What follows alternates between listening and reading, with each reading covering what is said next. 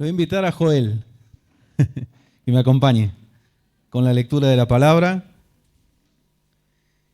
y continuar con este estudio de la gematría bíblica que nos llevó al estudio de la genealogía de Jesús. Amén. Gloria al Señor. Hemos visto varios aspectos, exprimiendo y sacándole el jugo, ¿no?, a la palabra del Señor y a toda esta temática. Vimos el miércoles pasado un aspecto destacado en la genealogía de Jesús, que fueron estas 4 mujeres que Mateo incluyó, 4 mujeres con sus historias, algo que cualquier escritor hebreo hubiera ocultado o por lo menos hubiera disimulado, ¿sí? Y Mateo lo resalta, no con un afán de magnificar la ascendencia de Cristo, sino de subrayar estos datos y demostrar cómo Jesucristo venía de esta humanidad que estaba torcida y la aceptó tal y cual era, para venir a rescatarla y a salvarla. Amén. Él vino a buscar y a salvar lo que se había perdido. Y esto hasta el día de hoy sigue vigente en estos tiempos. Hoy vamos a ver otro aspecto importante de la genealogía de Jesús. Mientras van buscando en Hebreos capítulo 10, vamos a leer varios versículos allí. Vamos a leer desde el versículo 1 hasta el 9. Lo pueden ir anotando, buscando. Hebreos capítulo 10, versículos 1 al 9.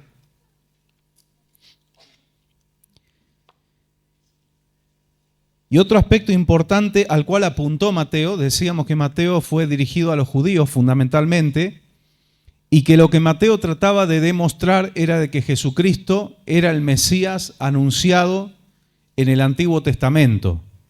Él demostró la descendencia de David, la descendencia de la tribu de Judá. Por eso arranca Mateo con la genealogía de Jesús. Le da vital importancia a esto, demostrar que él era el Mesías. Y a los judíos había que demostrárselo de forma legal, ¿no es cierto?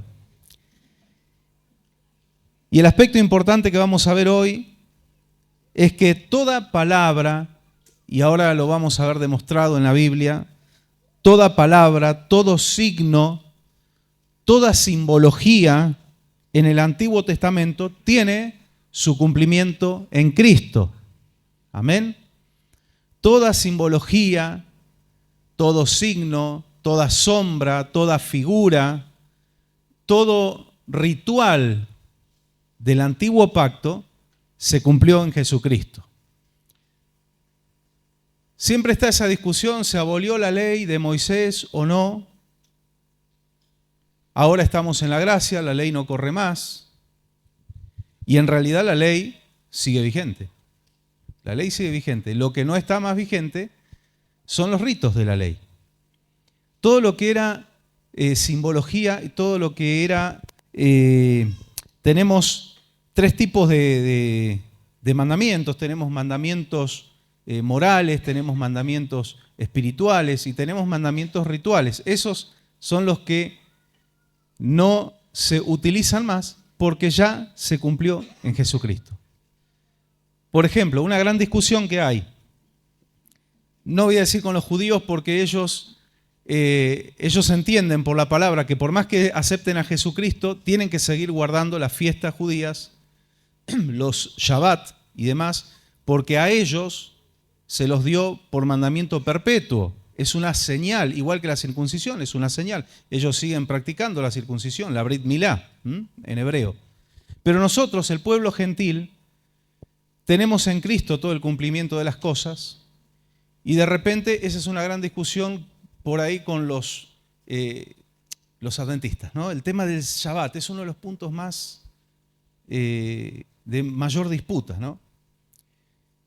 Y ellos se basan en Mateo 5:17, donde Jesucristo mismo dijo que podían pasar los cielos, la tierra, pueden pasar los tiempos, pero no se iba a modificar ni un punto, ni una tilde, ni una jota de la ley. En realidad lo que dijo Jesús, ni una yod, porque la jota no existía en el alefato hebreo, era el yod, la letra yod. Entonces ellos dicen, lo dijo Jesús, que la ley permanece tal cual.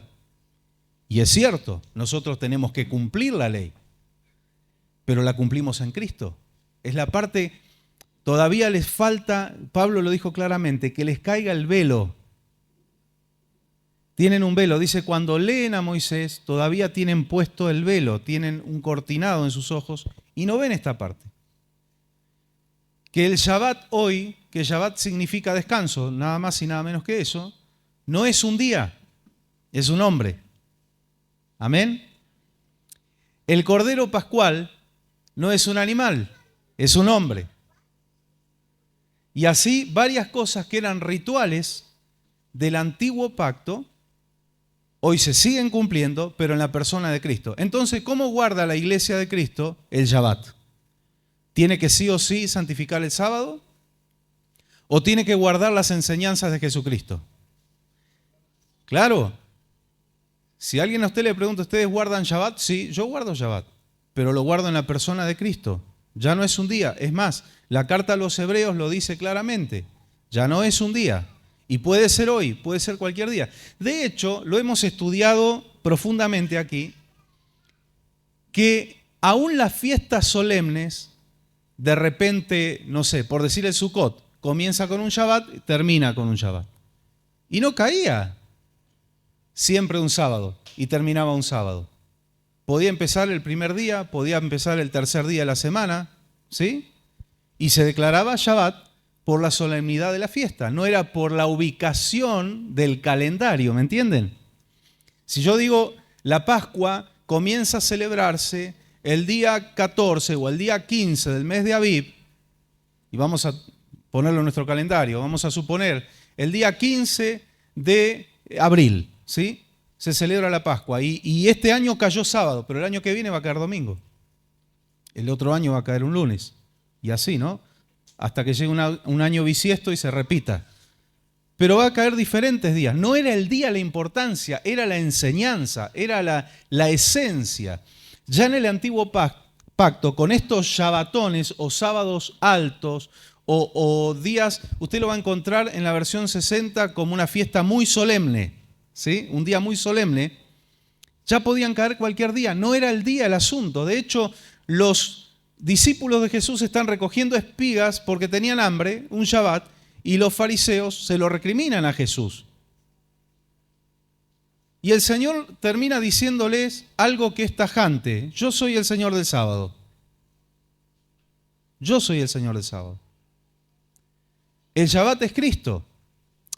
Porque de repente, a todos los que dicen hay que cumplir Shabbat para obedecer al Señor, yo lo dije muchas veces, lo voy a repetir, yo le preguntaría a todos los hombres, ¿y ustedes son circuncidados?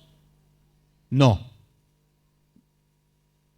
Lo digo con absoluto respeto, pero me encantaría que los adventistas pudieran entender que el cumplimiento de toda la ley y de la simbología de la ley está en Cristo. Amén. Porque darían un gran paso para su salvación. Está en Cristo. Entonces, yo no conozco ninguno, porque conozco varios, y he hablado con varios, ninguno que esté circuncidado.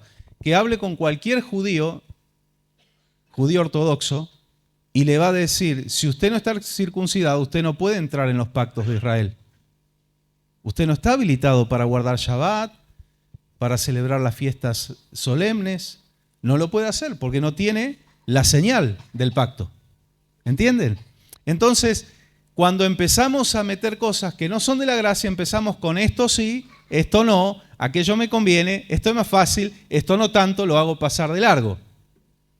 Deberían celebrar las 7 fiestas judías en la fecha que cae, que corresponde. Deberían guardar todo, porque bien lo dice la palabra del Señor, lo habrán leído ustedes.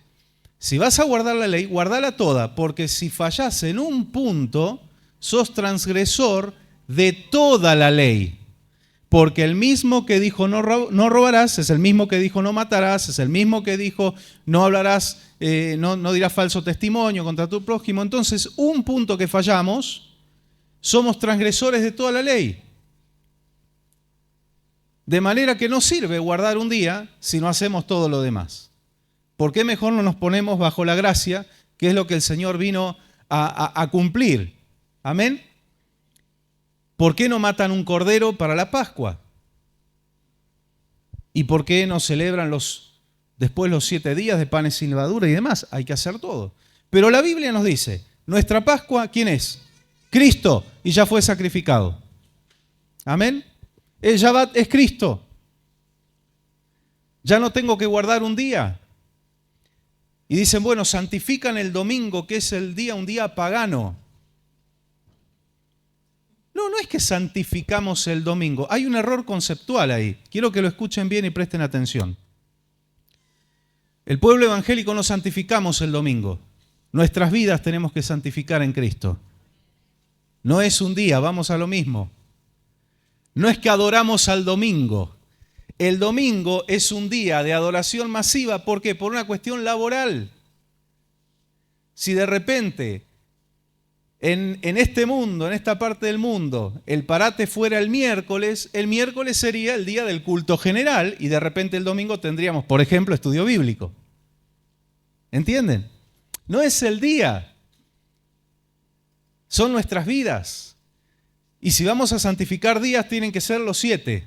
¿Amén? No 1, los 7. Entonces, toda la simbología se cumplió en Jesucristo. Ahora, la ley sigue vigente. Tengo que seguir respetando al prójimo. Sigue penado el asesinato, porque, ojo, quiero aclarar esto, y si lo quieren anotar porque es muy importante. En el hebreo no dice no matarás, dice no asesinarás. Y alguno puede decir es lo mismo. No, no es lo mismo. Son figuras legales diferentes. No es lo mismo matar. De repente, un soldado está bajo autoridad, está bajo bandera, y le toca enfrentar al enemigo, y a alguien va a matar. Es lamentable, no era la voluntad de Dios esa. Pero esa persona no está allí con un arma por odio, porque lo premeditó, sino que está en cumplimiento del deber. Y como dicen los soldados israelíes, nosotros enfrentamos al enemigo no por odio al que está delante, sino por amor a los que están detrás nuestro. Para defender a los que están detrás, es la función del soldado. Un policía da la voz de alto, el delincuente no se rinde, que es lo que pasa generalmente ahora. Antes el delincuente veía un uniforme y temblaba. Hoy eso ya no es más así. Ya casi no hay razonamiento.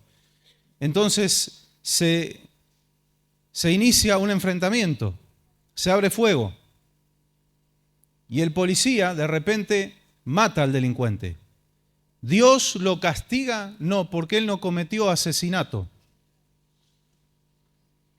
Eso no es asesinato. De hecho, Romanos capítulo 13 dice, si eres malhechor, teme, porque el soldado, que en ese tiempo el soldado era el que cumplía la función policial también, después se dividieron esas funciones, pero el soldado, dice la Biblia, no en vano lleva la espada. ¿Qué quiere decir no en vano lleva la espada? Si la tiene que usar, la va a usar. Y después están los que miran películas de Hollywood y dicen, ¿por qué no le pegó en una pierna? Usted no sabe lo difícil que es poder pegarle y eso puede hablar con expertos en tiro y le van a decir, es muy difícil pegarle a un cuerpo en movimiento, se apunta a la masa mayor, generalmente el tórax. El estrés de lo que es un enfrentamiento quita aproximadamente entre el 30 y el 40% de la efectividad del entrenamiento que tiene un policía. Es un estrés inconmensurable estar en un enfrentamiento.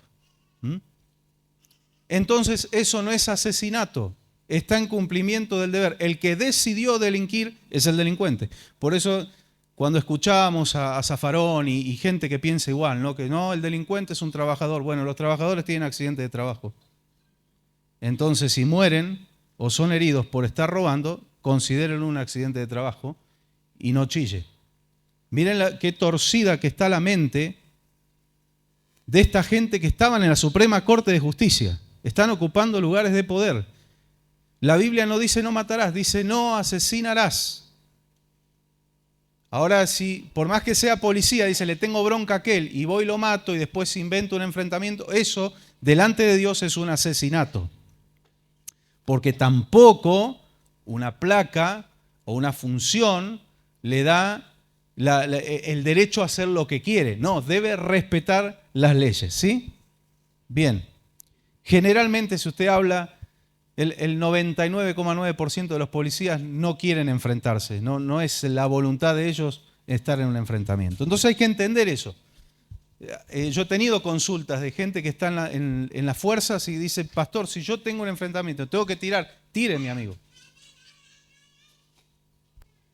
Trate de cumplir el reglamento porque también es muy difícil, cuando un delincuente ya está con el dedo en el gatillo, vos decirle, alto policía, te plancharon. Todas esas leyes están vigentes. Pero Jesús las simplificó y dijo, yo todo voy a tomar los 613 mandamientos que hay y se los simplifico en dos. El amor. Entonces, ¿hoy está vigente? Sí, lo que no está vigente son los ritos. Hay que entender eso. La parte de la ley que no está vigente es toda la que se cumplió en Jesucristo. Hoy nosotros, ¿por qué ofrendamos? ¿Por nuestros pecados? No. No nos alcanzaría el dinero para pagar por nuestros pecados. Esa ofrenda no existe más.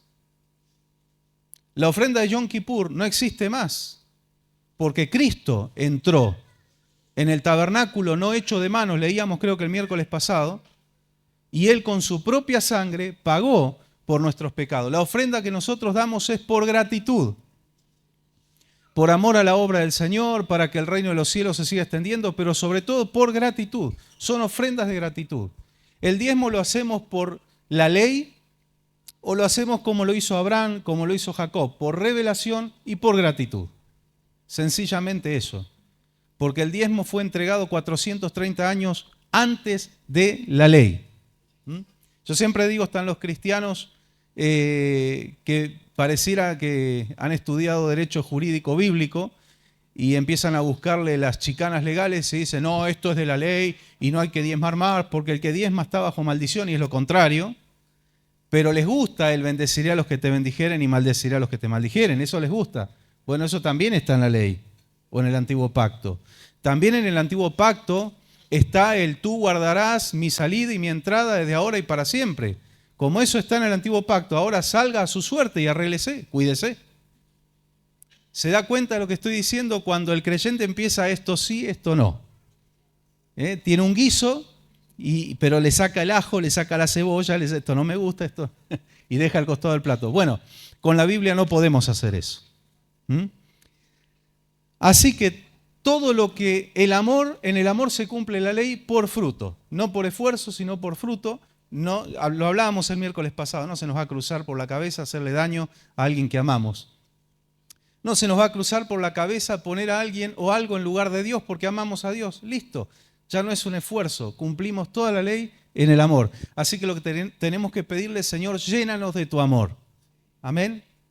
No del amor torcido del mundo, que predica el mundo, el amor verdadero. Si el Señor nos llena de su amor, cumplir con el Señor va a ser algo fácil, como lo dijo Jesús, mi yugo es fácil y ligera mi carga. Amén. Gloria al Señor. Vamos a Hebreos 10, dijimos, versículos desde el 1 hasta el 9. La ley era solamente la sombra de los bienes venideros, no la realidad misma de las cosas. Por eso, la ley nunca puede hacer perfectos a los que cada año se acercan a Dios para ofrecer los mismos sacrificios. Si fuera de otro modo, cesarían de ofrecerse, pues los que rinden este culto, una vez limpios, ya no tendrían más conciencia de pecado. Pero en estos sacrificios cada año se hace memoria de los pecados, porque la sangre de los toros y de los machos cabríos no pueden quitar los pecados. Por lo cual, al entrar en el mundo dice, sacrificio y ofrenda no quisiste, mas me diste un cuerpo. Holocaustos y expiaciones por el pecado no te agradaron. Entonces dije, he aquí vengo, Dios, para hacer tu voluntad, como en el rollo del libro está escrito de mí. Al decir primero sacrificio y ofrenda, holocaustos y expiaciones por el pecado no quisiste ni te agradaron, cosa que se ofrece según la ley. Y luego añadir, he aquí vengo, Dios, para hacer tu voluntad. Quítalo primero para establecer esto último. Ahí está. Quita lo primero. ¿Qué es lo primero? Los símbolos, los sacrificios por el pecado. El escritor a los Hebreos claramente nos da a entender, primero hay una cosa que se filtra ahí, y es más o menos el tiempo de escritura de esta carta, porque está hablando en tiempo presente, habla de los sacrificios en tiempo presente, lo cual, si está bien traducido el tiempo, nos estaría indicando que fue antes del 70, después de Cristo, de nuestra era. Porque en el 70 el templo fue destruido y los judíos no hicieron más sacrificios por no tener templo. ¿Sí? El muro de los lamentos, que no es un muro del templo, sino que es un muro de contención del monte Moriah, a donde estaba el templo situado. ¿Por qué es de los lamentos? Porque ellos van a lamentar el no tener un templo donde adorar. Aquí está hablando en tiempo presente, así que nos está dando a entender que todavía se hacían los sacrificios, todavía el templo estaba en pie. Fue destruido en el 70 después de Cristo por Tito Flavio Vespasiano, emperador romano. Bien. Por otro lado nos está diciendo, si esos sacrificios fueran efectivos contra el pecado, un solo sacrificio, un año, hubiera sido suficiente y ya la gente sentiría esa paz de haber sido perdonados. Pero no, todos los años había que hacerlo. ¿Qué más nos está diciendo el escritor a los Hebreos? Que creemos puede ser el apóstol Pablo. Lo certificamos, pero puede ser. No importa. Fue el Espíritu Santo, eso es verdad, eso es 100% seguro. Nos está diciendo de que era sombra, todas esas cosas eran sombra. ¿Qué es la sombra? Yo me paro y tengo una luz. Ahora mi sombra está yendo para allá, hay luces por todos lados, pero bueno. Esa figura, si usted viene a charlar conmigo, ¿con quién va a hablar? ¿Con la figura que está acá atrás o conmigo? Eso es una proyección nada más. No tanto. Te voy a explicar por qué. ¿Por qué habla en presente que es todo esto era sombra de lo que ha de venir? No, pero dice lo que ha de venir. Porque acordate cuando estudiamos las fiestas judías, atención a esto, las fiestas judías estaban simbolizando cosas que pasaron, pero están simbolizando y están profetizando cosas que van a venir todavía. O sea, cosas que se cumplieron en Cristo, pero todavía está profetizando lo que está por venir. De repente, Cristo como rey en la tierra, ¿eso se cumplió? Eso va a venir. ¿Cuándo? En el reino milenial, el reino mesiánico.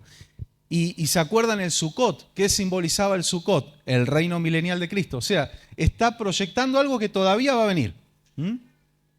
Yom Kippur está simbolizando el regreso de Cristo cuando pose sus pies sobre el monte de los olivos. El monte se parta en dos, eso está en Zacarías capítulo 14. Y no va a ser que Jesús pisa la tierra y se transforma todo en paz. No, se arma un hecatombe.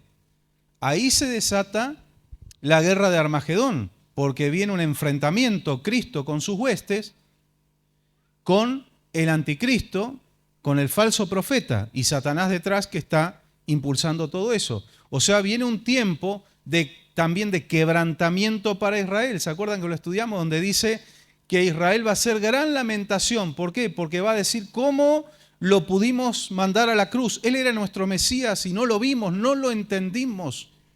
¿Qué nos pasó? Dice que van a lamentar como se lamenta por un hijo único. La muerte de un hijo único. Israel se va a quebrantar. ¿Y cómo sabemos que habla de Jesús? Porque dice, mirarán a mí al que traspasaron. Qué hermosas que son las profecías. Por eso, hay cosas que pasaron, pero hay cosas que están por venir, porque de repente, si la luz yo la tengo detrás, la sombra la tengo adelante.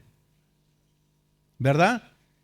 Entonces, ¿qué vamos a seguir haciendo? ¿Vamos a adorar a la sombra o a Cristo? El cuerpo es Cristo. Ya no estamos adorando al sábado, ni santificando el sábado, ni matando corderos en Pascuas, ni privándonos de repente en Pascua a usted el Señor le proveyó y tiene para comer un asado, y no lo voy a comer porque es Pascua, porque ahora están matando a Cristo. No, a Cristo ya lo mataron, ya resucitó, ya está en el trono. Ya está. Ya fue crucificado, ya fue sacrificado Jesucristo. Entonces usted hoy tiene libertad, no voy a escuchar música, no, quiere poner alabanza, adoración y gozarse en el Señor, hágalo en Pascua, cuando no es Pascua, en cualquier momento, de hecho, todos los días de nuestra vida tiene que haber una alabanza al Señor, amén, y nuestras vidas tienen que ser una alabanza. Ya no es la sombra, es la persona de Cristo. Todas esas cosas eran sombra. Se cumplieron, como decía nuestro hermano, es la mitad, porque hay cosas que se cumplieron, pero la sombra se sigue proyectando porque hay cosas que vienen. Todavía el Cristo Rey no lo hemos visto. En nuestras vidas sí, por supuesto, pero estoy hablando físicamente, ¿sí? El reino de los cielos se ha acercado, dijo el Señor. Pero el mundo está bajo el reino de las tinieblas. Ahora, cuando Cristo establezca su gobierno, ya el reino de los cielos se va a imponer. Dice que Él va a regir a las naciones, las va a gobernar con vara de hierro y con la espada que sale de su boca, o sea, la palabra. Amén. Esperamos ese momento, gloria al Señor. Pero antes de eso esperamos ser arrebatados. ¿Sí? Gracias al Señor por esto. Hay hermosos detalles aquí, ¿sí? Por eso quita esto, ¿qué? ¿La ley? No, los símbolos, los símbolos. Tenemos Colosenses capítulo 2, versículos 16 y 17. Colosenses 2, 16 y 17.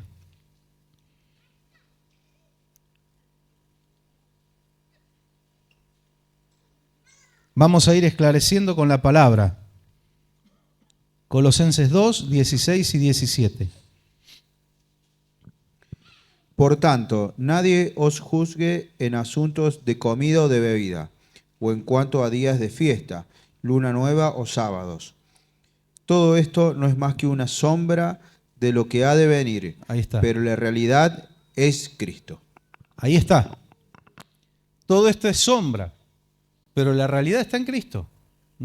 Entonces, cuando te digan, pero vos comés, ¿cuántos comen cerdo acá? Qué pecadores que son. Me avergüenza. No. No hay ningún problema. Alguien no, el cerdo es inmundo. Y yo no le pregunto si se baña el chancho antes de comerlo. A ver, ¿se acuerdan que hablábamos de que las leyes de Dios tenían un simbolismo espiritual, pero también algo práctico, porque no había control? Y los judíos comían cerdo y se enfermaban de triquinosis y no se enteraban de que era triquinosis y se morían y seguían comiendo cerdo y el Señor tuvo que decirle, inmundo, no coman. Era la forma de frenarlos. Había un control sanitario de parte del Señor. Esto hasta merece un estudio aparte, ¿no? El tema de las cuarentenas y todas esas cosas que el Señor había determinado. Pero una vez que viene Cristo, nadie te juzgue en comida ni bebida. ¿En qué día guardás o no guardás? Lunas nuevas, días de reposo, nadie te puede juzgar, ¿no? ¿Cómo vos no guardás Shabbat? Sí, bueno, ya lo hemos hablado, ¿no? Lo guardo, pero en Cristo, que es el Shabbat. Él dijo, venid a mí todos los que están trabajados y cargados, yo los haré descansar. No es un día el que nos hace descansar, es Jesucristo. Amén. Es Jesucristo. Entonces hay que entender eso. Simbologías cumplidas en Cristo. 8. Sí. No, perdón. Los 7 frutos sagrados. Es verdad. Deuteronomio 8:8. Ahí está. Sí. Es perfecto. Es todo perfecto. Ahora el Señor le permite al hombre comer carne después del pecado. Hay un detalle. Si ustedes estudian bien Génesis, van a ver que después del pecado le permite comer carne. ¿Por qué? Ganarás el pan con el sudor de tu frente. Se iba a poner dura la cosa y el Señor dijo a con una ensaladita no lo arreglamos. Tiene que comer proteína para tener fuerza para trabajar. ¿Sí? Entonces, sí. Exacto. Pablo lo dice porque había animalitos que se sacrificaban a los ídolos y después los vendían. Los piolas los vendían. No quedaban en el altar del sacrificio. Se iba la gente a la carnicería. Entonces, incluso si comías algo que fue sacrificado a los ídolos, pero no te enterabas, no había problema. Porque ¿cuál es el problema? ¿Era el animalito, la carne? No, era la conciencia. Dice, sin preguntar nada por razones de conciencia. Ahora, si vos ibas y le preguntabas, che, ¿esto fue sacrificado a algún dios pagano? Y sí, ahí no comas porque estás sabiendo que fue una ofrenda pagana. Pero no es la carne el problema, era la conciencia. Por eso dice, todo lo que no proviene de fe es pecado. Si hay algo que usted está en la duda, ¿será que a Dios le agrada o no? Le genera una duda, le genera una duda, no lo haga. Porque si usted lo hace va a ser pecado porque no proviene de fe. No lo haga. Y lo otro que tenemos que aprender es a respetar al débil en la fe. De repente el que guarda todas estas cosas y simbologías es débil en la fe. Él va a creer que es más santo que usted, pero en realidad la Biblia dice que es débil en la fe. Ahora usted no se va a ir a comer un sándwich de jamón serrano, ahí adelante de alguien que no come cerdo. Porque ahí sí sería pecado. Y de nuevo, ¿por el cerdo? Por su actitud. Eso es lo que Dios quiere. Está viendo actitudes, corazón. El Señor dice, ¿qué me importa lo que ustedes comen mientras no traguen veneno y no sean glotones por demás? No me importa. Jesús fue tan directo. Estaban ahí los fariseos con esa discusión de la comida y dijo, miren muchachos, todo lo que va al estómago, ¿saben dónde termina? En el inodoro. ¡Ay, Jesús, qué bruto que era! No, Jesús era directo, a él tenían que entenderlo, ¿no? El problema, y fíjense, le dijo que lo que sale de su corazón, eso va a contaminar sus vidas, no lo que entra al estómago. Fíjense en lo esencial, no estén buscándole la quinta pata al gato y dejan pasar, que lo dijo, dice, cuelan el mosquito y se tragan el camello. Ay no, yo guardo sábado, pero después están odiando, están condenando. ¿De qué te sirve? No sirve.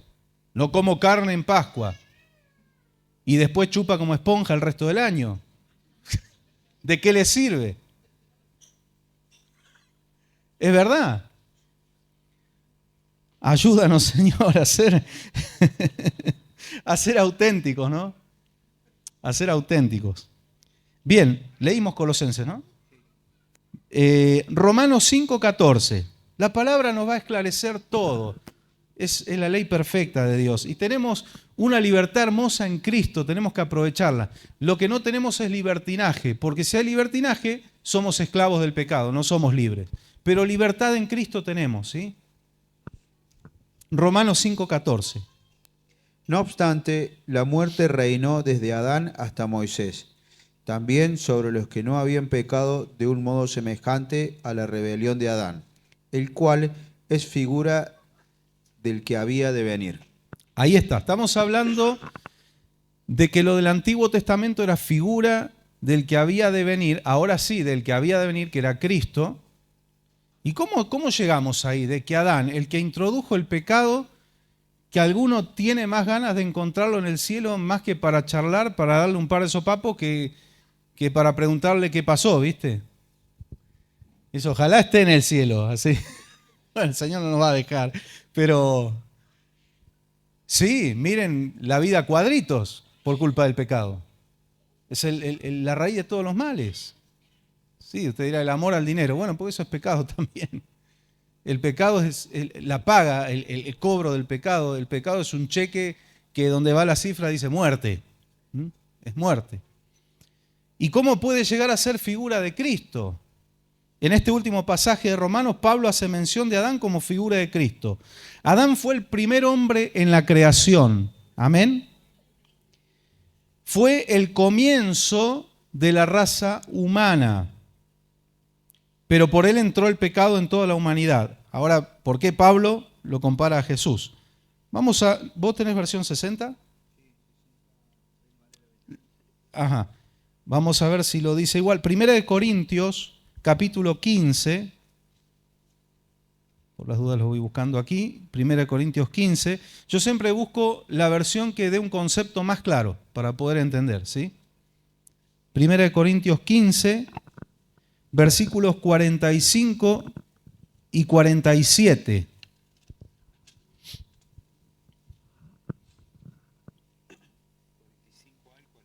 No, y 47.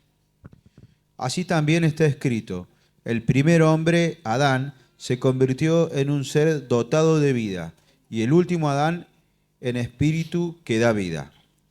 El primer hombre es de la tierra terrenal, el segundo hombre, que es el Señor, es del cielo. Porque aquí este es el capítulo maravilloso que nos habla de los cuerpos terrenales, los cuerpos celestiales. Hay mucha ciencia aquí escondida, hay mucha revelación del futuro también, ¿no? Pero lo voy a repetir aquí en la revisión 1960, el concepto quizás es más contundente, que dice: así también está escrito, fue hecho el primer hombre Adán, alma viviente. Alma viviente. Y el postrer Adán, ¿qué es quién? ¿Quién es el postrer Adán? Jesucristo, espíritu vivificante. El primer hombre es de la tierra, terrenal, como bien lo dice ahí en la versión 2020. El segundo hombre, que es el Señor, es del cielo. Entonces aquí vemos que hay un paralelismo. Adán y Cristo. Adán, alma viviente; Jesucristo, espíritu vivificante, ¿no? Sabemos que tenemos vida eterna en Él. No solo respiramos, tenemos vida eterna. Aun cuando el espíritu humano salga del cuerpo y vuelva a Dios, y nuestra alma se separe de este cuerpo que es terrenal, nuestra alma sigue viviendo. Amén. Porque el Espíritu Santo, fíjense ustedes, escuchen esto, así como el espíritu humano, que es el soplo de vida que Dios nos dio, eso viene de Dios, ¿sí? Une el alma y el cuerpo, hace que estemos vivos. El Espíritu Santo nos une con Dios. Si no hay Espíritu Santo, no hay unión con Dios. Por eso dice la palabra: nadie puede llamar a Jesús Señor si no es por el Espíritu Santo. Y no es solo de la boca para afuera. La palabra se refiere a reconocerlo a Jesús como Señor, si no es por el Espíritu Santo. Si el Espíritu no está, no hay vida, ahí se produce la muerte espiritual. Separación, ¿de quién? De Dios. Cuando el Espíritu nuestro, el hálito de vida que Dios nos dio, se va del cuerpo, hay separación y el cuerpo queda sin vida. Entonces va el polvo al polvo. Esa es la repartición que hay de nuestras partes, espíritu, alma y cuerpo. El espíritu dice: vuelve a Dios quien lo dio. El alma va al lugar donde haya elegido la persona, porque no hay segundas oportunidades en esta vida. Si escogió el camino de salvación, va ¿a dónde? Al paraíso, a un lugar de descanso con Dios, y si no, al infierno, hasta que venga el juicio final, y de ahí van a ser echados al lago de fuego. No es lo mismo el infierno que el lago de fuego. Esto lo estudiamos ya, con base bíblica. Bien, y el cuerpo, polvo al polvo. Vuelve al polvo.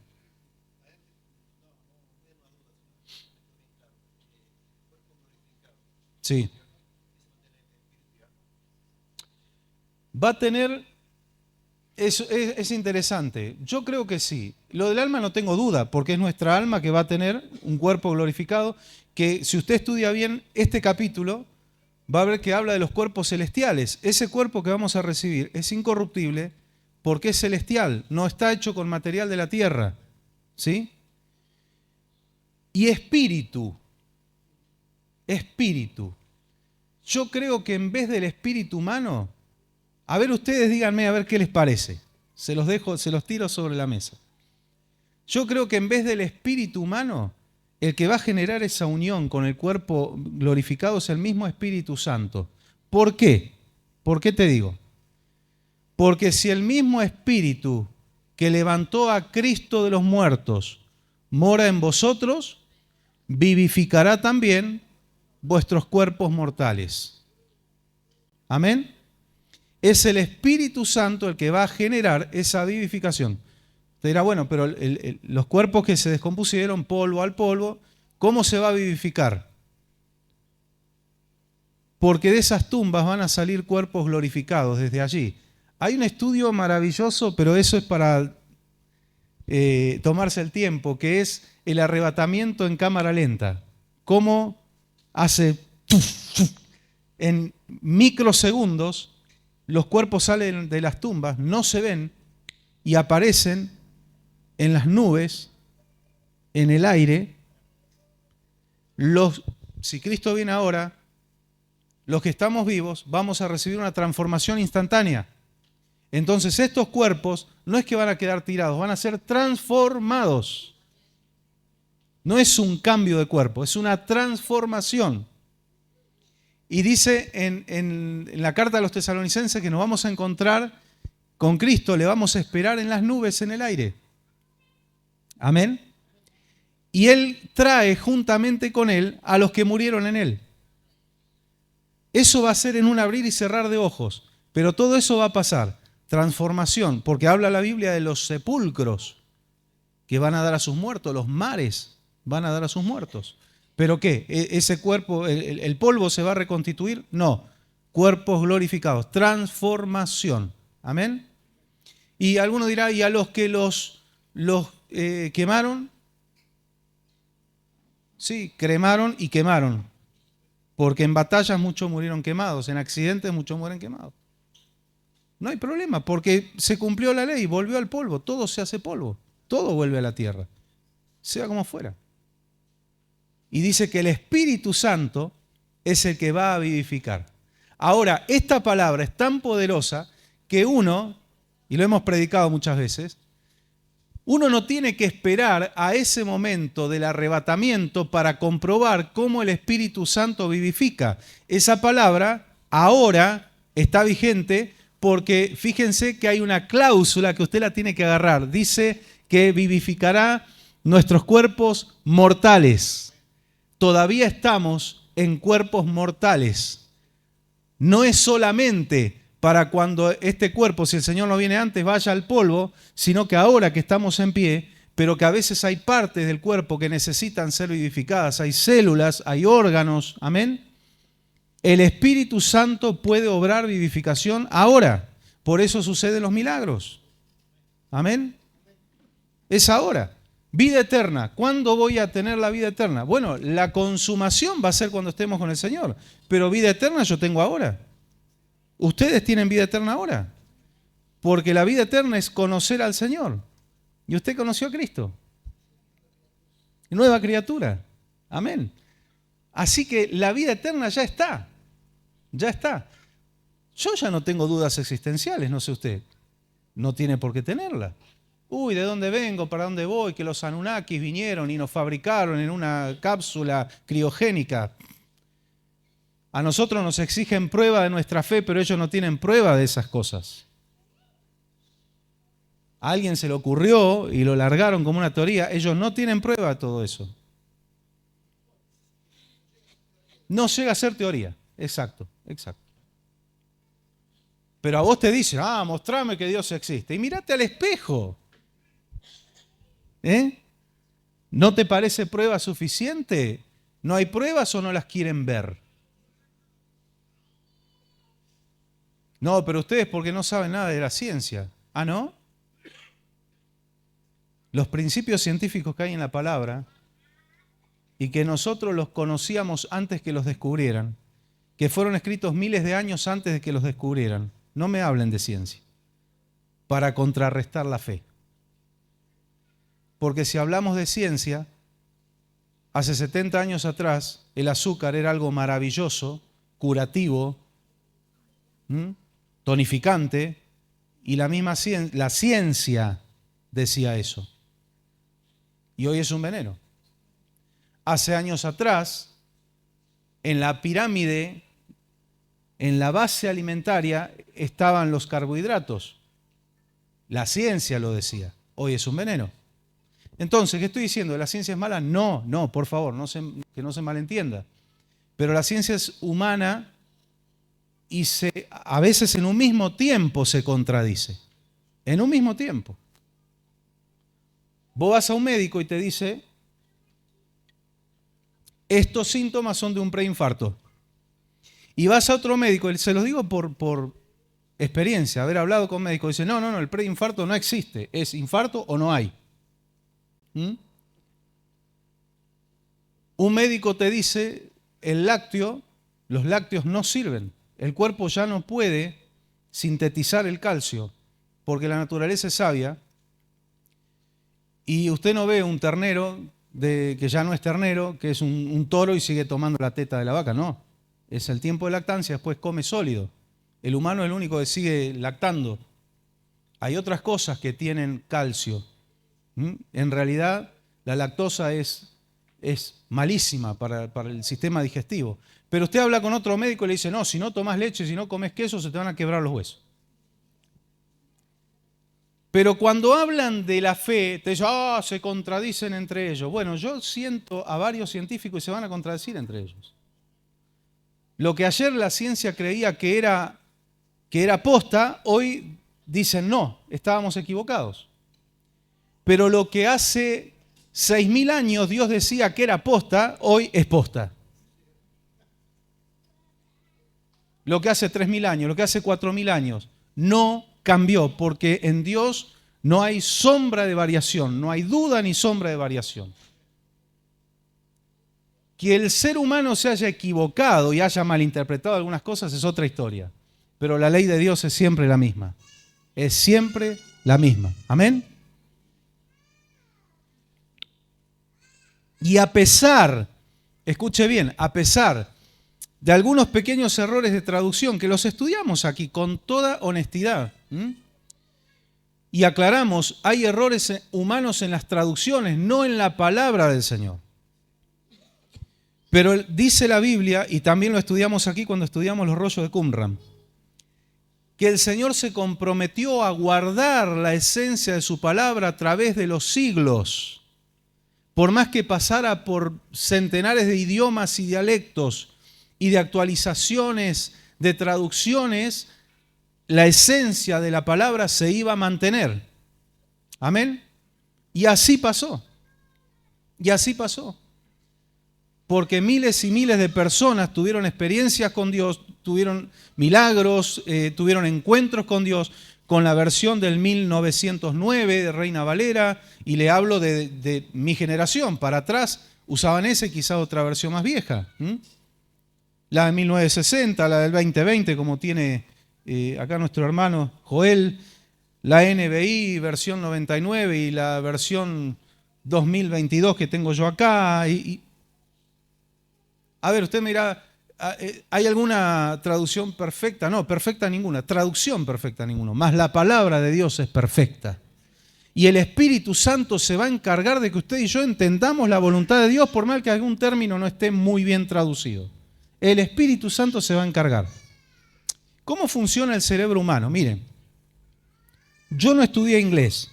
Tengo un conocimiento básico para abajo, más bien subterráneo de inglés.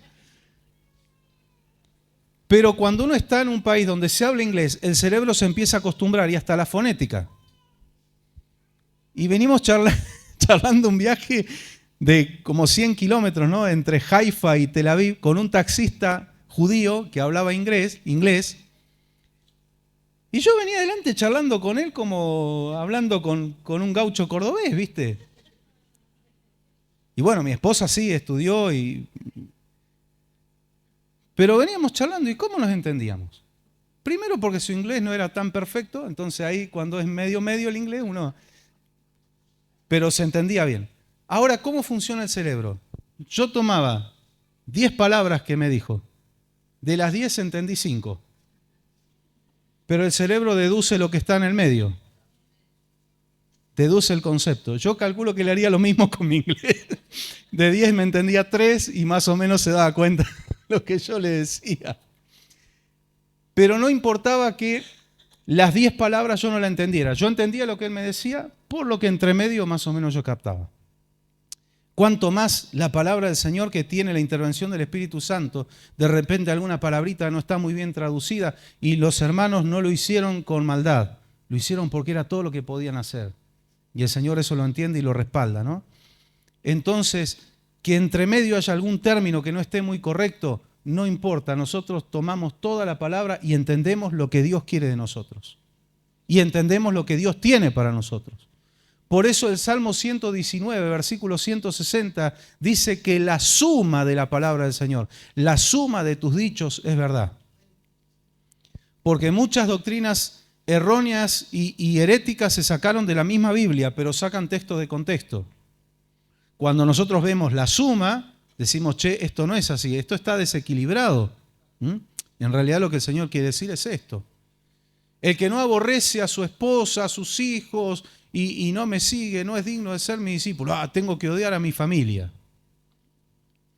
Y alguno está esperando eso para tomarse el raje. No, no es eso lo que Dios está diciendo.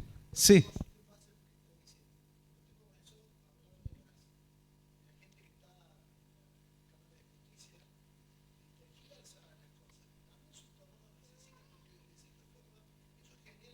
Sí.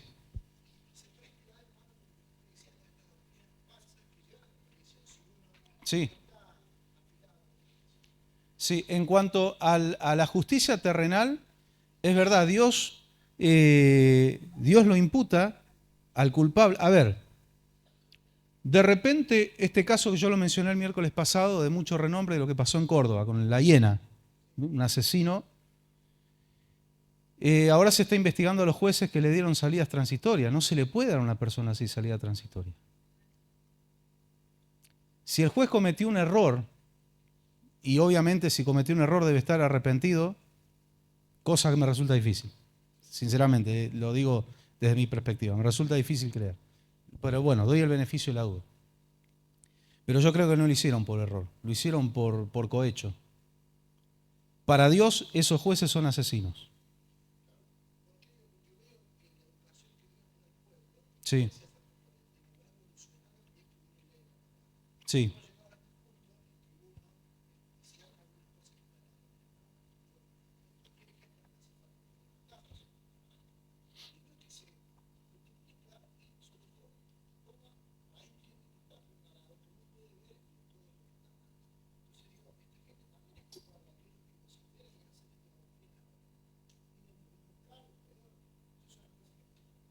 Bueno, fíjate vos en el caso de David, cuando él manda esa orden de que lo dejen a Urías Eteo al frente de batalla para que muera, cuando Natán lo viene a amonestar, él le dice, tú mataste a Urías con la espada de los amonitas. No importó que él lo que hizo fue un escrito, pero ese escrito lo mandó a la muerte a Urías. Entonces el Señor le dice, vos usaste la espada de los amonitas para matarlo. Los judíos no, no mataron físicamente a Jesús, fueron los romanos, fue una ejecución romana. Pero ¿qué dijeron los apóstoles? Matasteis al autor de la vida, se lo dijo a los judíos. Porque no es si yo empuño o no empuño el arma, sino que si yo permití, proporcioné la posibilidad de que eso suceda y delante de Dios soy imputable. Sí. Pasa lo mismo con los que predican deliberadamente falsas doctrinas. Están empujando a miles de personas a creer que son salvas y se están yendo al infierno, creyendo que son salvas. Por eso cuando estudiamos la Biblia, uno de los pecados más graves que hay es la apostasía. Predicar herejías. Es uno de los pecados más graves que hay. ¿Eh? Bueno, no creer en el Espíritu Santo directamente es una blasfemia contra el Espíritu Santo. Sí, sí.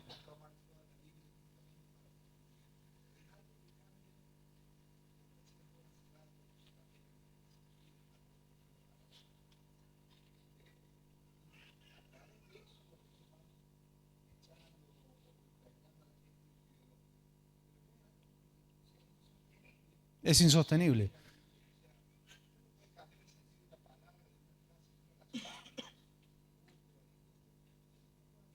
No,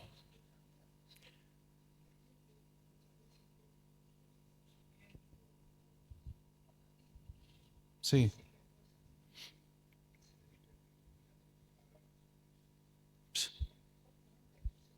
Bueno, ahí está, muchos Cristos. Y uno dice, bueno, uno espera a alguien que se proclame, yo soy el Cristo. No, no, no. Cuando dice que va a haber falsos Cristos, vamos a la raíz de la palabra. ¿Qué es Cristo? Mesías. ¿Y qué es Mesías? No, ungido. Hay muchos que hoy no dicen yo soy el Cristo, pero dicen soy el ungido de Dios, y algunos hasta se atribuyen la autoridad de cambiar algo en la palabra porque ellos son el ungido de Dios. Ninguno tiene la suficiente unción para cambiar la palabra. El que es ungido de Dios no va a cambiar la palabra. ¿Sí? Sí.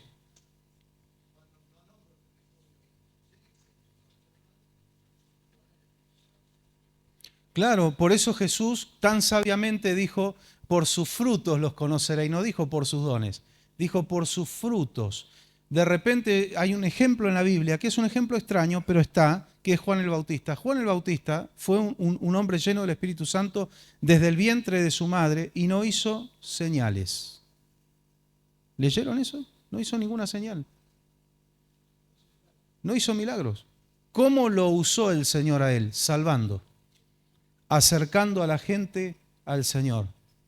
El espíritu de Elías, o sea, la unción que tenía Elías, no la reencarnación.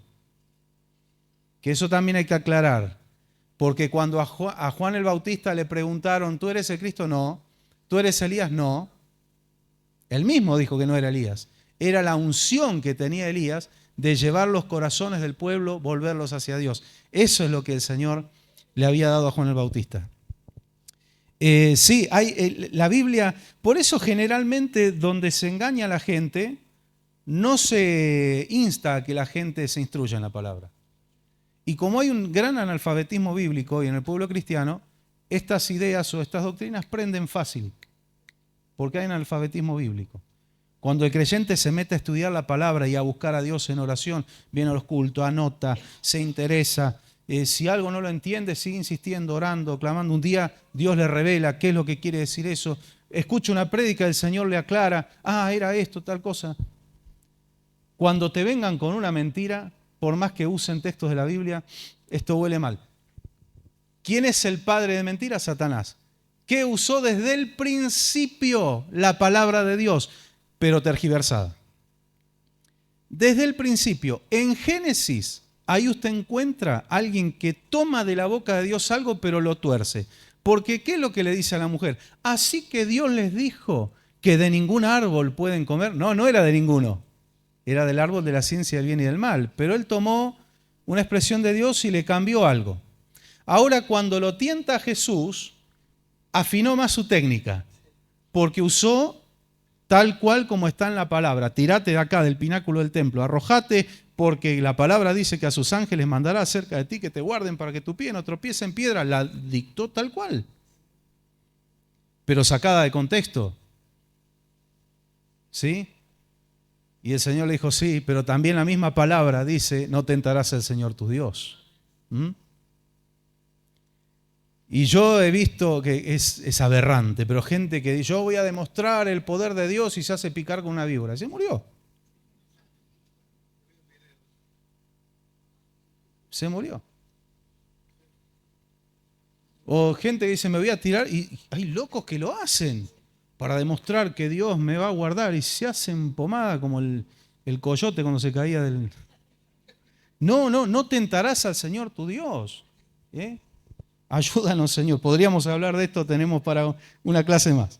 Bueno, estamos haciendo entonces el paralelismo entre Adán y Cristo. Adán, alma viviente, Cristo, espíritu vivificante. Qué rica que es la palabra, que de un tema nos podemos ir a miles y desarrollarlos. ¿Leímos Romanos 5? Sí, bien.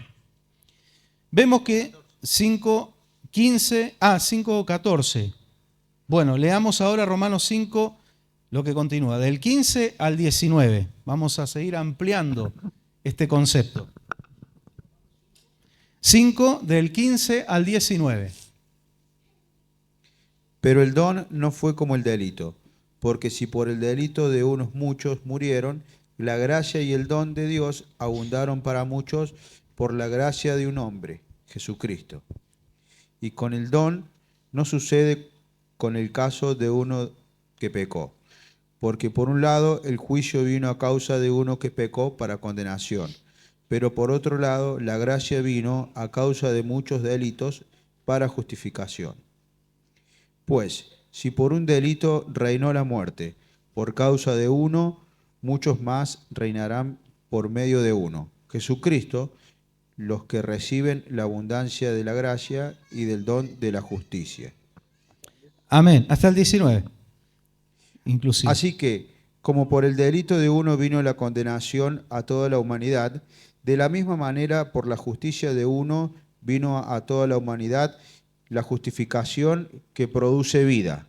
Porque así como por la desobediencia de un hombre muchos fueron hechos pecadores, así también por la obediencia de uno muchos Cristo. serán hechos justos. Amén. Acá estamos nosotros entre esos muchos, ¿no? Por la obediencia de uno, Cristo, que obedeció y dice que fue obediente hasta la muerte y muerte de cruz. Para sintetizarlo de alguna forma, hizo falta un solo pecado para que toda la humanidad cayera. Pero hizo falta un solo acto de obediencia en Cristo para que la multitud de pecados que cometió la humanidad y comete puedan ser perdonados.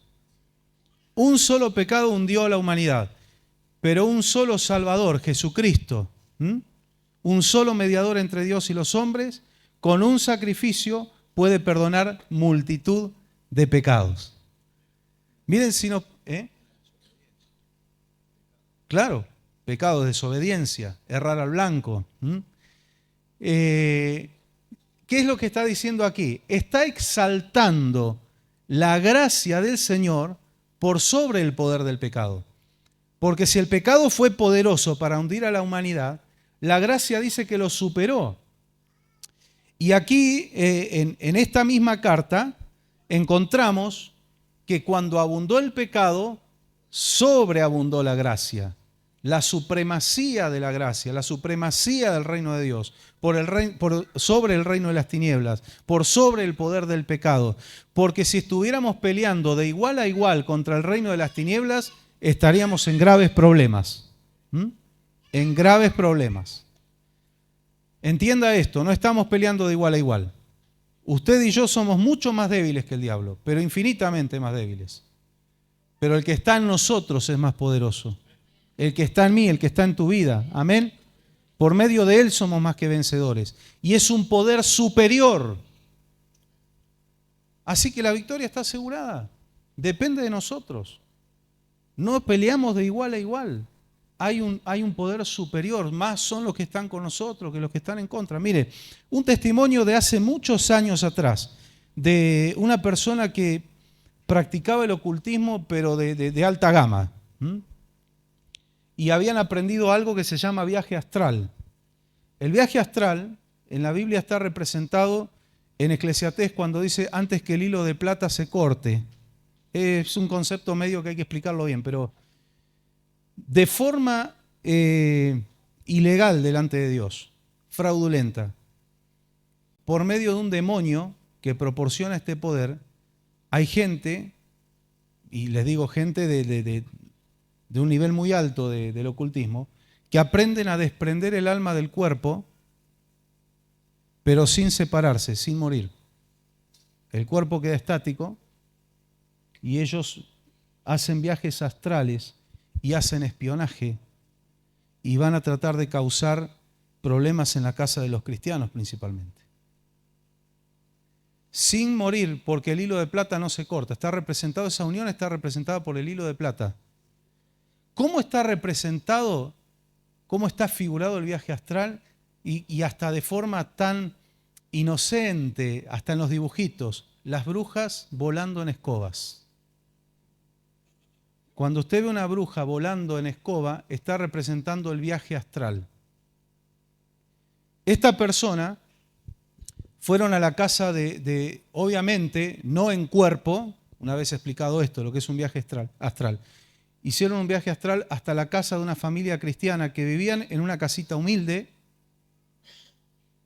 No eran gente poderosa humanamente hablando, Pero cuando quisieron ingresar, ellos vieron, porque ya se comunican con el mundo espiritual, por eso es que los brujos terminan locos, porque no estamos preparados para ver el mundo espiritual. Ellos vieron un ejército de ángeles rodeándolos. Y ellos pensaron que iban a pasar fácilmente porque ellos están engañados y creen que el poder mayor es el poder satánico que ellos manejan. Y dijeron a estos, los comemos como a pan, pero cuando quisieron pasar rebotaron y cayeron hacia atrás. La guardia de ángeles estaba firme, era inviolable. Cuando esta persona vuelve a su cuerpo, no es que se entregó al Señor enseguida, pero se le empezaron a caer los naipes del castillito. Y empezó a meditar como si nosotros tenemos un poder mayor. A esta gente, que son unos don nadie para ellos, no pudimos entrar. ¿Cómo esta gente tiene una guardia angelical? No pudimos entrar, no pudimos violar esa guardia. Y empezó a trabajarle tanto la cabeza que un día empezó a buscar a Dios. Entró en un proceso durísimo de liberación, porque los que están metidos con eso, los demonios, cuando quieren salir, los castigan, los torturan. Pero por fin esta persona pudo ser libre. Pudo ser libre y escribió un libro, se llama Él vino a rescatar a los cautivos. Y hablaba de todas estas cosas, el engaño que ellos tienen creyendo que son lo más de lo más, pero cuando se topan con gente de oración, con gente fiel a Dios, con gente que realmente está bajo la cobertura del Señor, se dan cuenta que por más que no sean importantes, que no sean ricos, que no sean influyentes, no pueden contra ellos. No pueden. Y ahí se les cae todo. ¿Cómo puede ser? Había sido que hay un poder mayor. Contamos con un poder mayor, hermanos. Nosotros tenemos que hacer lo que tenemos que hacer. ¿Qué le dijo Dios a Josué? Vos mantenete firme. Cuidá y esforzate, poné tus energías en obedecer todo lo que yo te mando, todo lo que yo te digo. Entonces vas a ser prosperado en todos tus caminos y todo te va a ir bien. En vez de enfocar contra el enemigo nuestras fuerzas, enfocarlas en obedecerle a Dios y que el Señor se encargue. Como el arcángel Miguel dijo, que el Señor te reprenda, le dijo a Satanás. Por ejemplo, los diezmos son una clara muestra del mundo espiritual. Dice, reprenderé por vosotros al devorador. ¿Quién es el devorador? Es un demonio que se encarga de robar la bendición de la gente. La bendición económica, de robar la paz, de robar la salud, de generar miles de pérdidas en las personas. Cuando una persona dice, todo me sale mal, tengo una mala suerte encima, porque problemas todos tenemos, a todos hay cosas que no nos salieron bien, pero si se transforma en una constante, hay una cuestión espiritual ahí. Y el Señor dice, pruébenme, déjenme a mí. Yo me enfrento con el devorador, ustedes sean obedientes nada más. Reprenderé por vosotros al devorador. Está en Malaquías capítulo 3. Y el Señor no obliga, ni siquiera obliga. Dice, probadme ahora en esto. Prueben a ver si no da resultado.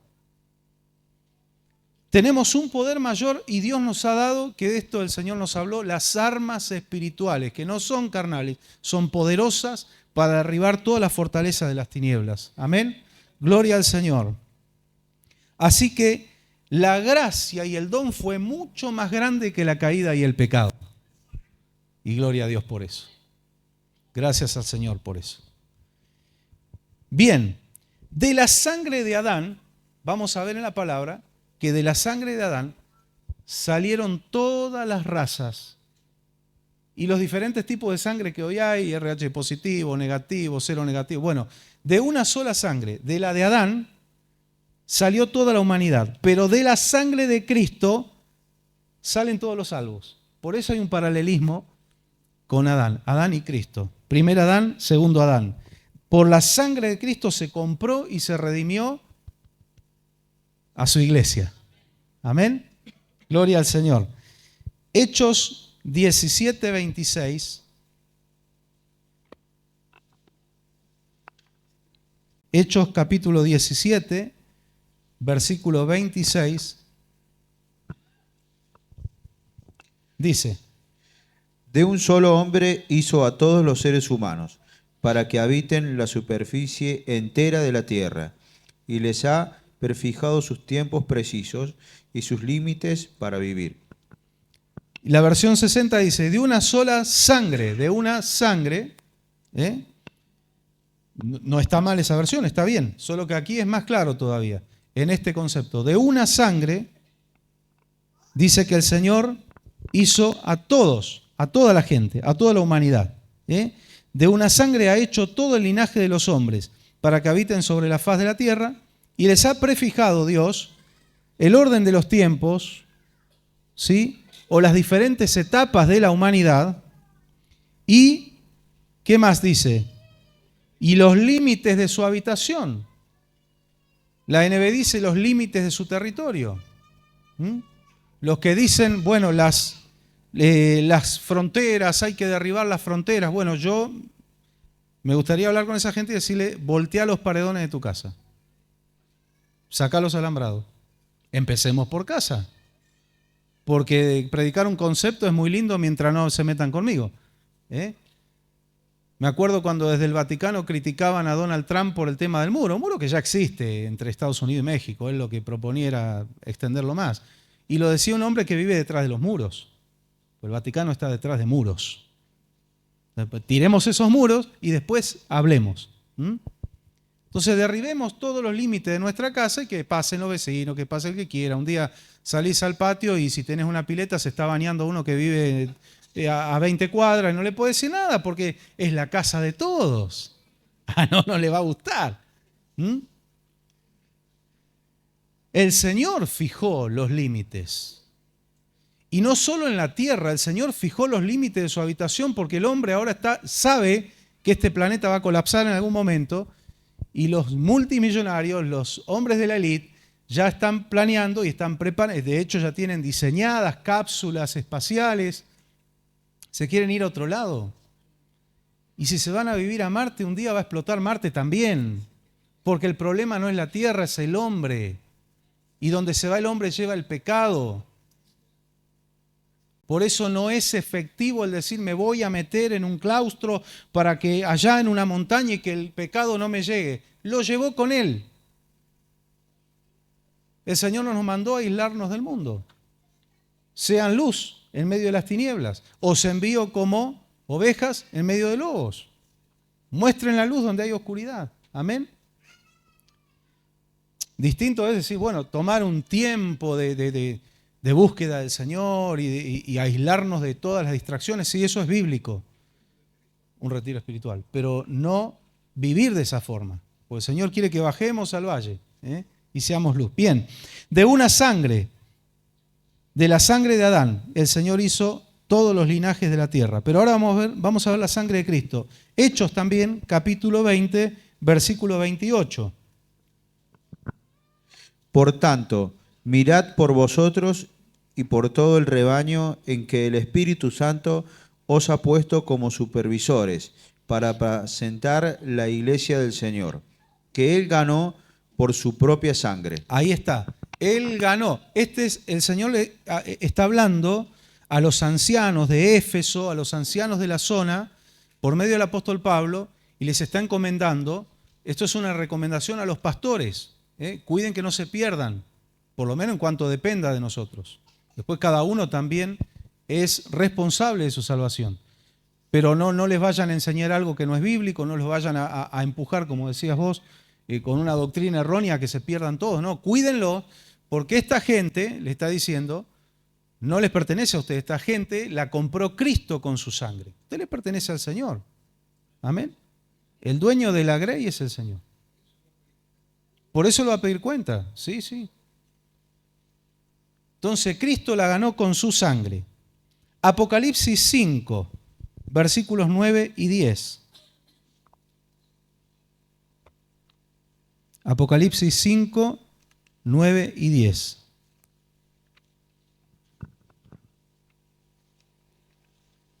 Y cantaban este cántico nuevo. Digno eres de tomar el libro y de abrir sus sellos, porque tú fuiste inmolado. Amén. Y con tu sangre nos has redimido para Dios de todo linaje, lengua, pueblo y nación. Nos ha hecho reyes y sacerdotes para nuestro Dios y reinaremos sobre la tierra. Qué lindo, ¿no? Acá hay una promesa para la iglesia de reinar sobre la tierra con Cristo. Si sufrimos con Él, reinaremos con Él. Y hay gente que hasta ahí le llegó la fe. No me veo yo en un trono o comandando una región del planeta. ¿Por qué no? Si el Señor lo prometió. Hay un problema, hay muchos creyentes en estos tiempos que cuando empezamos a hablar de las doctrinas de los tiempos finales, los juicios finales y el reino con Cristo y demás, ya eso le parece fábula. O sea, no, el Evangelio déjenmelo hasta acá para que Dios me sane, me prospere, me bendiga, yo quiero vivir bien en la tierra, después veremos. Es un pensamiento peligroso. Porque esto en realidad es importante, pero es lo menos importante. Lo más importante es la eternidad. Por eso Pablo le dijo a los corintios que si alguna persona solo cree y espera en el Señor para esta vida en la tierra, es el más digno de lástima de todos los hombres. El evangelio horizontal, el evangelio acá. El reino aquí y ahora. Hay una corriente que viene ya en los años 80 de Estados Unidos. Acá llegó más tarde. El reino aquí y ahora. Usted y yo tenemos que establecer el reino y nosotros mandamos por encima del sitio. No. El Señor tiene que reinar en nuestras vidas, en nuestros hogares, en nuestras cosas, los ambientes que nosotros... Pero el sistema del mundo está bajo el gobierno del diablo. El que va a venir a establecer el reino, ya lo dijimos al principio, es Cristo en el reino milenial. Y ahí sí, toda la tierra será llena de su gloria. Amén. Pero hoy el mundo vive en tinieblas. Evidentemente no es Dios el que está reinando en el sistema del mundo. Es Dios el dueño, Él es el Señor sobre todos, pero son los tiempos que se están cumpliendo. Estos tiempos, Jesús cuando estaba por ir a la cruz, dijo, estas son las horas de las tinieblas. El Señor sabía que el Padre lo había soltado en las garras del diablo, porque Él tenía que pagar el precio. Entonces Jesús dijo, ahora ellos van a hacer lo que quieren. Este es el tiempo de ellos. Pero después vino el tiempo de Él cuando se levantó de la tumba. Y ahora es la hora de las tinieblas, por eso el mundo está en tinieblas, pero cuando Cristo venga a establecer el reino, el Señor va a decir, fuera, ahora yo voy a tomar posesión de lo que me corresponde. Y la Biblia dice que usted y yo, que nosotros vamos a reinar con Él. Amén. Y si Él promete eso, yo le creo. Yo le creo. Amén. Gloria al Señor. Gloria al Señor. Reinaremos con Él. Lo están alabando, allí hay un cántico de millares y millares de ángeles, los 24 ancianos, los 4 seres vivientes le están cantando al Señor.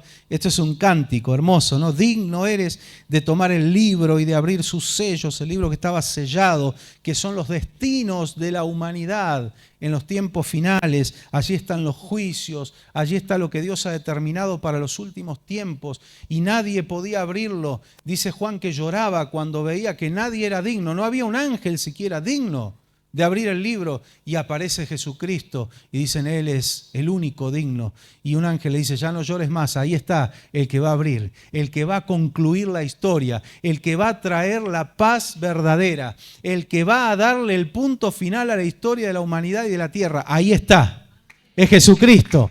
A Él le damos la gloria, a Él le damos la honra. Amén. Fuiste inmolado. Y con tu sangre nos has redimido. Amén. Su sangre preciosa no es un día, no es una comida, no es lo que va al estómago, es el Señor el que nos santifica y nos purifica. Tanto Adán como Cristo marcan un comienzo, el inicio de una nueva era. No la nueva era de Acuario que empezó en los 60, no. Que ahora creo que ya cambió esa era. Ya es la old age, es vieja era. No, una nueva era de verdad, ¿no? Marcada por Dios. Adán como Cristo marcan un comienzo, el inicio de una era. Y hay una cosa interesante, Mateo 1.1, ¿sí? Que en español, en nuestra traducción, dice libro de la genealogía de Jesucristo, en griego sería biblos genesios. Ese término, donde empieza la genealogía de Jesucristo, lo podemos encontrar obviamente en el idioma original, en Génesis 2.4 y en Génesis 5.1. Dice exactamente lo mismo. ¿A qué hace referencia en Génesis, al comienzo de la historia de la humanidad. La misma terminología se utiliza cuando empieza la genealogía de Cristo. El Espíritu Santo está diciendo a través de Mateo, Jesucristo es un nuevo comienzo, es una nueva humanidad. Hay una nueva creación. Gloria al Señor. Él es el nuevo comienzo, Él es el nuevo Adán. ¿Y saben qué? El vientre de María sería como la nueva tierra virgen. Donde, ¿se acuerdan? En el principio, cuando el hombre no existía, el Espíritu de Dios se movía sobre la faz de las aguas. En el vientre de María, el Espíritu Santo, el Espíritu de Dios, plasma al que sería el origen de un nuevo hombre. María fue como esa tierra virgen. En el principio, Adán y Eva no nacieron de una madre, fueron creados por las manos de Dios. Dios usa su palabra para crear todo, pero cuando habla del hombre, Él lo formó. Tal es el amor y la importancia que Dios nos da a la raza humana. Él usó sus manos, Él formó el muñeco. Amén. Él fue el que lo hizo. Y de la misma forma, cuando Cristo es gestado en el vientre de María, no interviene el hombre. Es Dios el que forma ese embrión allí, en el vientre de María. El que sería el origen de la nueva humanidad. Santiago 1:18, ya vamos terminando. Pero esto es maravilloso, miren. Y eso que cerramos por ahí un poco la canilla porque habría para más todavía, ¿no? Pero todavía el tiempo existe. En Apocalipsis dice que el tiempo no será más. Allá no va a haber problema con la hora. Santiago 1:18, a ver cómo lo dice en esa versión.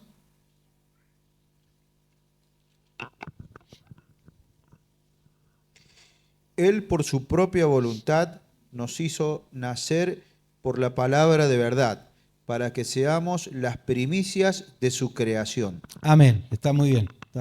Porque ese es el término, creación. Que fuéramos como los primeros frutos de su creación. Está hablando de algo nuevo, una cosecha nueva. Amén. Segunda de Corintios 5:17.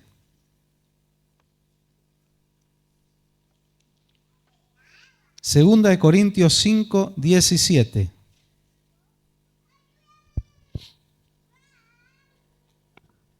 Este todos lo conocen, ¿eh? De modo que el que está en Cristo es nueva criatura. Las cosas viejas Amén. pasaron y ahora todo es hecho nuevo. Dígale amén al Señor. Para su vida, tómelo para usted.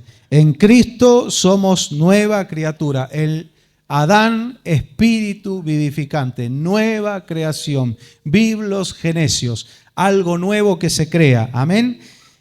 Y por último, Hebreos 11:3, que también es muy conocido este versículo. Hebreos 11:3, para no andar rompiéndose la cabeza y pensando cómo fue que se creó el mundo y que la materia y que bueno, aquí está clarito. El Creador nos cuenta cómo. ¿Para qué preguntarle a otro? El Creador nos cuenta cómo fue. Hebreos 11:3. Por la fe comprendemos que el universo fue hecho por la palabra de Dios, de modo que lo que se ve fue hecho de lo que no se veía. ¡Qué clarito! Y fíjense que acá se amplió el concepto. Ya no es la Tierra, solamente. El universo fue hecho por la palabra de Dios, de manera que lo que hoy se ve fue hecho de lo que no se veía. Si vamos a hablar de los átomos, eso no se ve al ojo humano. Hace falta un microscopio, algo muy especial para poder verlo.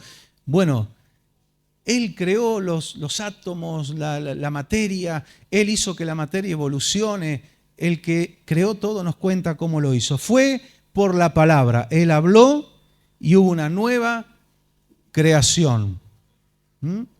Él habla y hay una nueva creación. Nosotros escuchamos la palabra y eso activa la fe. Y la fe en Cristo nos hace nueva criatura. Él habla y hay una nueva creación.